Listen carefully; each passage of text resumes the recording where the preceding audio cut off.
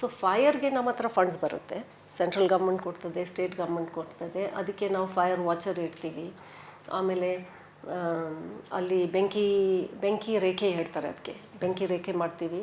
So that ಬೆಂಕಿ ಒಂದು ಕಡೆಯಿಂದ ಬಂದರೆ ಈ ರೇಖೆಯಲ್ಲಿ ನಿಲ್ಬಿಡುತ್ತೆ, ಅದು ಇದು ಆ ಕಡೆಗೆ ಹೋಗೋದಿಲ್ಲ. ಆ ಥರ ಎಲ್ಲ ಕೆಲಸ ಇರುತ್ತೆ.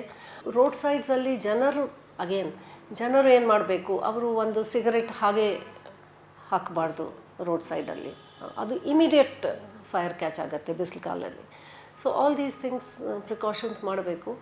ಆ್ಯಂಡ್ ನೀವು ಕರೆಕ್ಟ್ ಹೇಳ್ತೀರ, ನಾವು ಆಗಲೇ ಹೇಳಿದ್ದೀನಿ, ನಾವು ಸುಮಾರು ಪ್ರಾಣ ಇದು ಮಾಡಿದ್ದೀನಿ. So many deaths have happened. Action plan ಅಂತ ಹಾಂ ಇರುತ್ತೆ, ಆ್ಯಕ್ಷನ್ ಪ್ಲಾನ್ ಅದೇನೆ, ಬೆಂಕಿ ರೇಖೆ ಇರುತ್ತೆ, ಫೈರ್ ವಾಚರ್ಸ್ ಇರ್ತಾರೆ.